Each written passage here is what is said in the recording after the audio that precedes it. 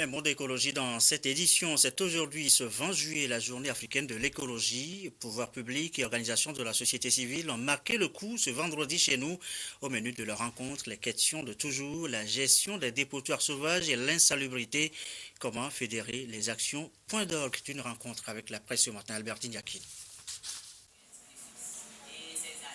Le mouvement international de la plateforme des écologistes vise la recherche de solutions en vue de maîtriser la dégradation très avancée des villes africaines avec la création des dépotoirs sauvages, une situation qui met mal à l'aise les populations riveraines.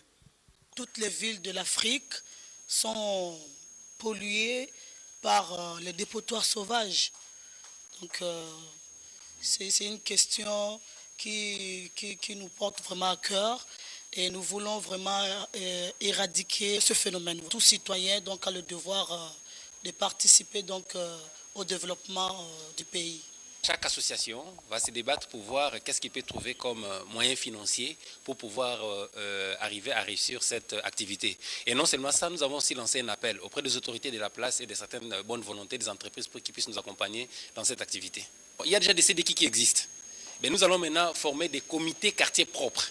Et dans les attributions de ces comités quartiers propres, ils vont voir les problèmes des tri, les problèmes des pré-collectes, ils feront tout cela. Et maintenant, avec une concertation, il y aura un cadre de concertation avec les autorités en place pour voir où nous allons diriger ces dépotoirs, ces immondices. Partout où les dépotoirs anarchiques cohabitent avec les ménages, des difficultés d'enlèvement se posent. L'on assiste donc à un problème de santé publique. Quand ils ne sont pas régulièrement enlevés, ça crée des dépotoirs sauvages et d'autres problèmes engendrés comme la pollution de l'espace, la prolifération des odeurs dans l'environnement et autour des maisons environnantes. Donc nous pensons que le premier des problèmes, le plus important pour nous tous, c'est former le citoyen, c'est faire du civisme pour que chacun sache exactement sa partition à jouer dans ce problème de la gestion de l'environnement. L'OMS se mettra à leur côté pour les soutenir et pour accompagner ce projet. Leur contribution ne doit pas s'arrêter à Lomé.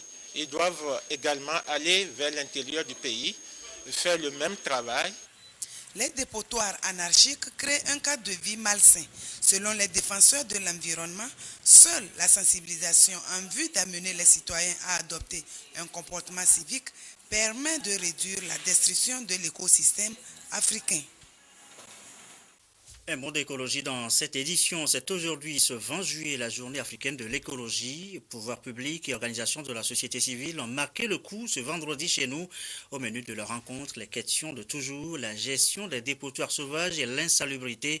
Comment fédérer les actions? Point d'orgue d'une rencontre avec la presse ce matin. Albertine Yakin. Le mouvement international de la plateforme des écologistes vise la recherche de solutions en vue de maîtriser la dégradation très avancée des villes africaines avec la création des dépotoirs sauvages, une situation qui met mal à l'aise les populations riveraines. Toutes les villes de l'Afrique sont polluées par les dépotoirs sauvages. Donc c'est une question qui nous porte vraiment à cœur et nous voulons vraiment éradiquer ce phénomène. Tout citoyen donc a le devoir de participer donc au développement du pays. Chaque association va se débattre pour voir qu'est-ce qu'il peut trouver comme moyen financier pour pouvoir arriver à réussir cette activité.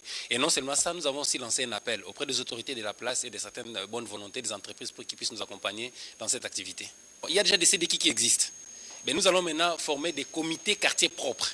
Et dans les attributions de ces comités quartiers propres, ils vont voir les problèmes des tri, les problèmes des pré-collectes, ils feront tout cela. Et maintenant, avec une concertation, il y aura un cadre de concertation avec les autorités en place pour voir où nous allons diriger ces dépotoirs, ces immondices. Partout où les dépotoirs anarchiques cohabitent avec les ménages, des difficultés d'enlèvement se posent. L'on assiste donc à un problème de santé publique. Quand ils ne sont pas régulièrement enlevés, ça crée des dépotoirs sauvages et d'autres problèmes engendrés comme la pollution de l'espace, la prolifération des odeurs dans l'environnement et autour des maisons environnantes. Donc nous pensons que le premier des problèmes, le plus important pour nous tous, c'est former le citoyen, c'est faire du civisme pour que chacun sache exactement sa partition à jouer dans ce problème de la gestion de l'environnement. L'OMS se mettra à leur côté pour les soutenir et pour accompagner ce projet. Leur contribution ne doit pas s'arrêter à Lomé. Ils doivent également aller vers l'intérieur du pays, faire le même travail. Les dépotoirs anarchiques créent un cadre de vie malsain. Selon les défenseurs de l'environnement, seule la sensibilisation en vue d'amener les citoyens à adopter un comportement civique permet de réduire la destruction de l'écosystème africain.